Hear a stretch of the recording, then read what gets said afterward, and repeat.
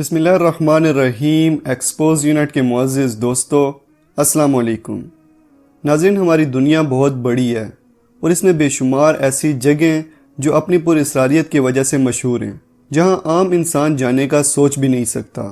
یہ علاقے دنیا کے پر اسرار علاقے کہلاتے ہیں۔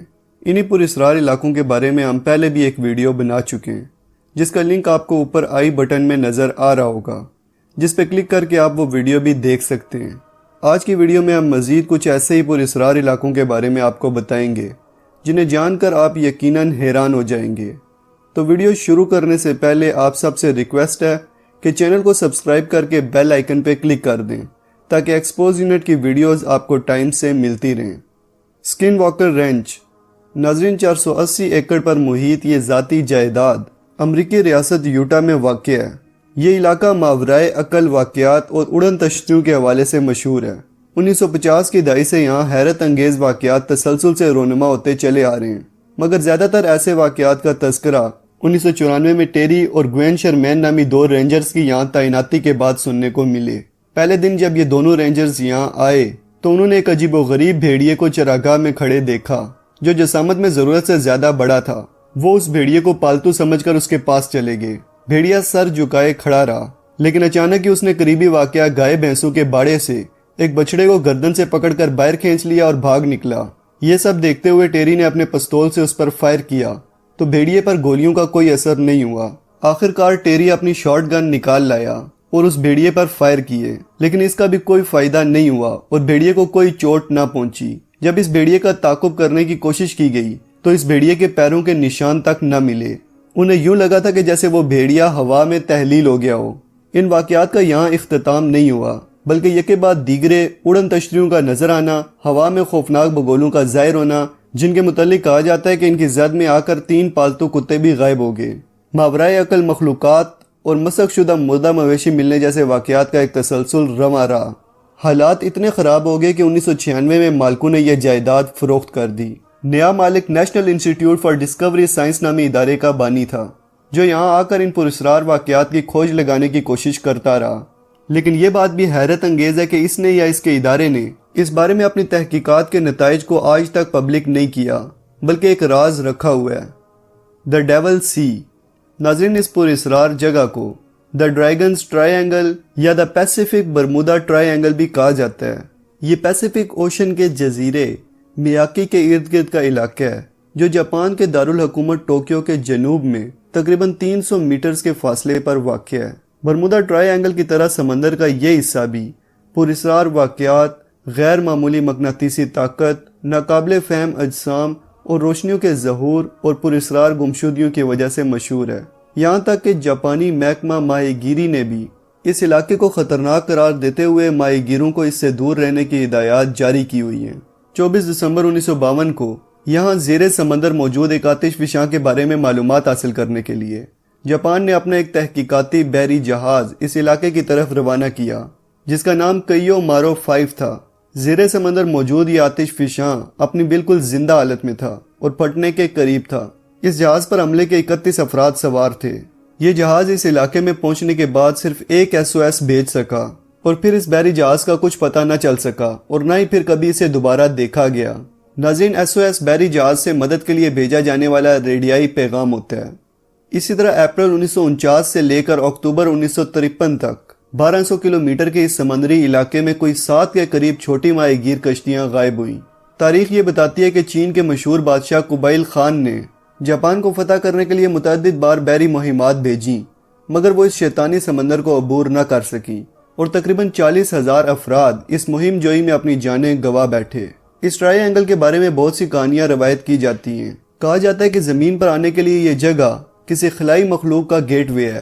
اکثر ماہرین یہ سائنسی توجہ پیش کرتے ہیں کہ اس جگہ زیر سمندر میتھین ہائیڈریٹس کے وسیع ذخائر موجود ہیں۔ Methane hydrates gas 18 degree centigrade سے زائد درجہ حرارت پر دھماکے سے پھٹ جاتی ہے۔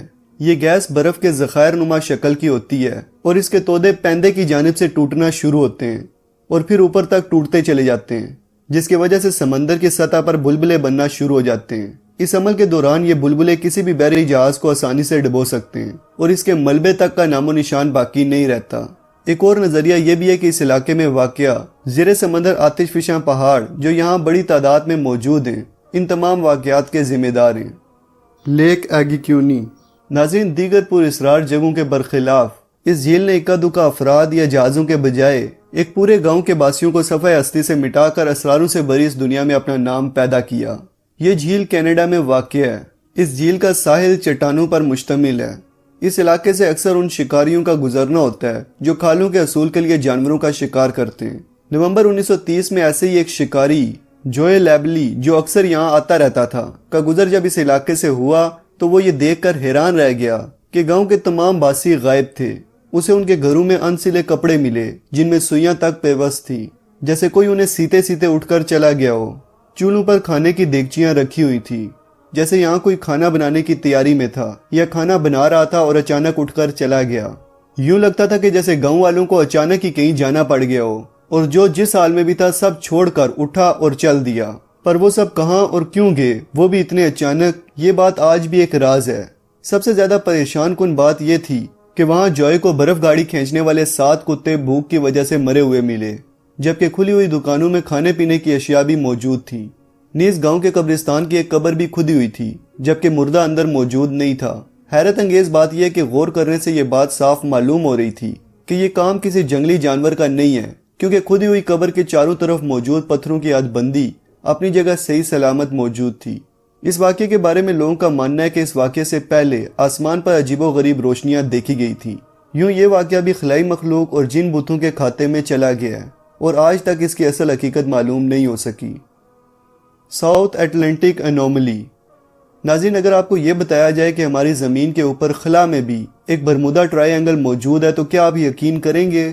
میرے خیال میں شاید آپ یقین نہ کریں، مگر حقیقت یہ ہے کہ ہماری زمین کے اوپر خلا میں بھی ایک برمودا ٹرائی اینگل موجود ہے جس کا نام ساؤتھ اٹلانٹک انوملی ہے۔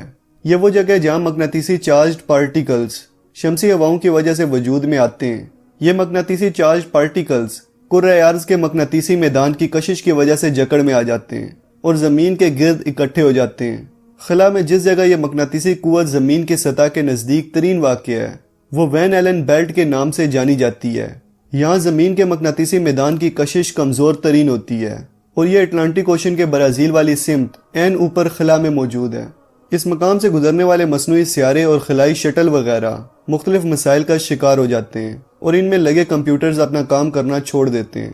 خلا میں گردش کرتی ہبل نامی ٹیلیسکوپ جو سائنسدانوں کو کائنات کی وسعتوں میں تیرتے سیاروں اور ستاروں کے بارے میں معلومات فراہم کرنے کا ایک اہم ذریعہ ہے، وہ بھی دوران گردش یہاں سے گزرتے ہوئے اپنے تمام مشاہدات بند کر دیتی ہے۔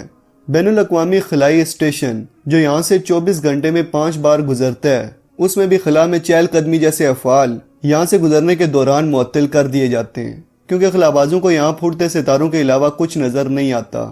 بظاہر یہی دکھائی دیتا ہے کہ ان سب مسائل کا ٹیکنیکی سبب اس مقناطیسی میدان کے یہ چارجڈ پارٹیکلز ہی ہیں، لیکن سائنسدان ابھی بھی اس بارے میں پر اعتماد نہیں ہیں۔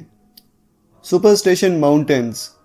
ناظرین، امریکی ریاست ایریزونا میں واقع یہ پہاڑی سلسلہ آج سے تقریباً 25 ملین برس پہلے آتش فشانی عمل کے ذریعے مارز وجود میں آیا۔ روایتی داستانوں کے مطابق سن 1800 کے قریب جیکب وارٹس نامی ایک شخص نے ان پہاڑوں میں بہت بڑی سونے کی کان دریافت کی۔ اس وقت سے اس کان کو the last Dutchman gold mine کے نام سے یاد کیا جاتا ہے۔ جیکب نے اپنے مرنے تک اس کان کا رستہ کسی کو نہیں بتایا۔